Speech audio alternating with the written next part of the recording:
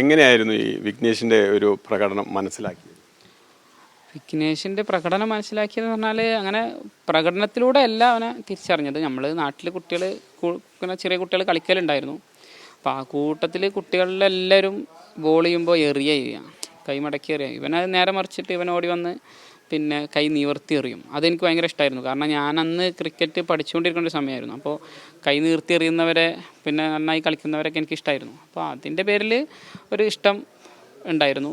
പിന്നെ ഓന് നമ്മളൊരു ബോൾ എറിഞ്ഞു കൊടുത്തു കഴിഞ്ഞാൽ ഫ്രണ്ടിൽ എറിഞ്ഞാൽ അത് അപ്പോൾ ഫ്രണ്ട് ഫുട്ടിൽ വന്ന് കളിക്കും. അതേപോലെ തന്നെ ബാക്കിൽ എറിഞ്ഞാലും ബാക്ക് ഫുട്ടിൽ വന്ന് കളിക്കും. അതൊന്നും ആരും പറഞ്ഞു കൊടുത്തതല്ല, നാച്ചുറലി അവരിൽ ഒരു ക്രിക്കറ്റർ ഉണ്ടായിരുന്നു എന്നുള്ളത് ഏതൊരു ക്രിക്കറ്റ് പഠിക്കുന്ന ആൾക്കും മനസ്സിലാവും. ഇന്ത്യയിലെ പ്രമുഖ കളിക്കാരുടെ കൂടെ ധോണി അദ്ദേഹത്തെ ആശംസിക്കുന്നുണ്ട്. അങ്ങനെ പ്രമുഖരായ ആൾക്കാരൊക്കെ അദ്ദേഹത്തോട് ഒപ്പം നിൽക്കുകയും ഒരു വലിയ മാറ്റം, വലിയൊരു നേട്ടം ഉണ്ടാവുകയും ചെയ്തിട്ടുണ്ട്. എന്ത് തോന്നുന്നു അവന്? സന്തോഷം തോന്നുന്നു. അതിൽ യാതൊരു സംശയമല്ല. നമ്മുടെ കൂടെ കളിച്ച, നമ്മൾ കളി കണ്ടിരുന്ന ആളുകളൊക്കെ അവരുടെ കൂടെ കളിക്കുന്നു എന്ന് പറയുമ്പോൾ സ്വാഭാവികമായിട്ട് ഏതൊരു മനുഷ്യരും സന്തോഷം തോന്നുള്ളൂ. അത് എന്തായാലും അവന് അതിലേറെ ഉയരത്തിലേക്ക് അവൻ എത്തട്ടെ എന്ന് ആശംസിക്കുകയാണ്.